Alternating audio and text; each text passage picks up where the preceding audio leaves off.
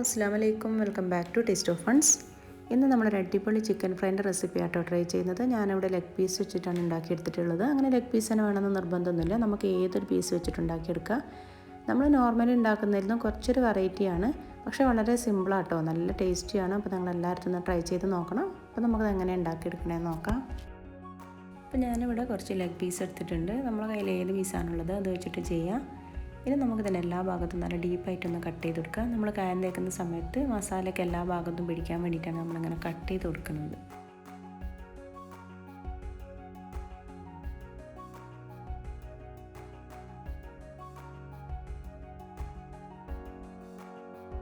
അപ്പോൾ നമ്മൾ chicken piece complete ഇവിടെ കട്ട് ചെയ്തെടുത്തിട്ടുണ്ട്. ഇനി നമുക്കിതിലേക്കുള്ള മസാല ഒന്ന് റെഡിയാക്കി എടുക്കാം. ഒരു ടീസ്പൂണ് പെപ്പർ പൗഡർ, ഒരു table spoon Kashmiri chilli powder, ഒരു ടേബിൾ സ്പൂണ് ഇഞ്ചി വെളുത്തുള്ളി പേസ്റ്റ്. ഇനി നമുക്കിതിലേക്കൊരു അര ടീസ്പൂൺ മഞ്ഞൾപ്പൊടിയും കൂടി ചേർത്ത് കൊടുക്കണം. ഞാനത് വീഡിയോയിൽ മിസ്സായി പോയിട്ടുണ്ട്. ഇനി നമുക്ക് പാകത്തിന് ഉപ്പും 1-2 ടേബിൾ സ്പൂണ് വിനാഗിരിയോ അല്ലെങ്കിൽ ലെമൺ ജ്യൂസോ ചേർത്തിട്ട് ഇത് നന്നായിട്ടൊന്ന് മിക്സ് ചെയ്തെടുക്കുക. ഇതിൻ്റെ മസാലയൊക്കെ എല്ലാ ഭാഗത്തും പിടിക്കുന്ന രീതിയിൽ നമുക്ക് കൈ വെച്ചിട്ട് തന്നെ നന്നായിട്ടൊന്ന് മിക്സ് ചെയ്തെടുത്തിട്ട് ഇതൊരു അരമണിക്കൂർ റെസ്റ്റ് ചെയ്യാൻ വേണ്ടിയിട്ട് മാറ്റി വെക്കണം. അപ്പോൾ നമുക്കിത് ഒരു അരമണിക്കൂർ റെസ്റ്റ് ചെയ്യാൻ വേണ്ടി മാറ്റി വെക്കാം. ഞാനത് ഫ്രിഡ്ജിലാട്ടോ വെക്കുന്നത്. അരമണിക്കൂറിന് ശേഷം നമുക്കിത് ഫ്രൈ ചെയ്തെടുക്കുക. അപ്പോൾ ഒരു പാൻ ചൂടാക്കിയിട്ട് അതിലേക്ക് പാകത്തിന് വെളിച്ചെണ്ണ ഒഴിച്ചു കൊടുക്കുക. ഞാൻ ഒരുപാട് വെളിച്ചെണ്ണ ഒഴിക്കുന്നില്ല, കുറഞ്ഞ എണ്ണയിൽ തിരിച്ച് മറിച്ചിട്ട് ഫ്രൈ ചെയ്തെടുക്കുകയാണ് ചെയ്തത്. നമ്മൾ ചിക്കനൊക്കെ നന്നായിട്ട് മസാല പിടിച്ച് കിട്ടിയിട്ടുണ്ട്. ഇനി നമുക്ക്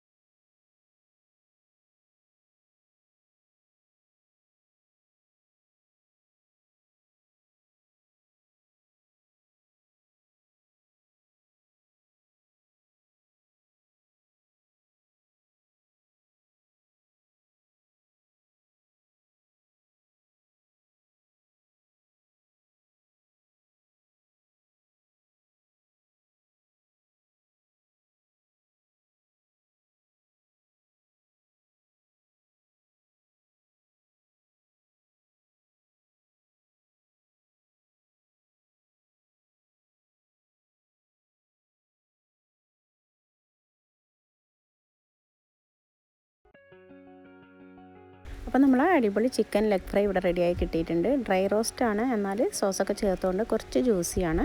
ഇത് നമുക്കിനി ചൂടോട് കൂടി തന്നെ സെർവ് ചെയ്യാം. അപ്പോൾ നിങ്ങളെല്ലാവരും ഇതൊന്ന് ട്രൈ ചെയ്ത് നോക്കണം. നല്ല അടിപൊളി റെസിപ്പിയാണ്. എന്നിട്ട് അതിൻ്റെ ഫീഡ്ബാക്സൊക്കെ കമൻറ്റ് ബോക്സിൽ അറിയിക്കുക.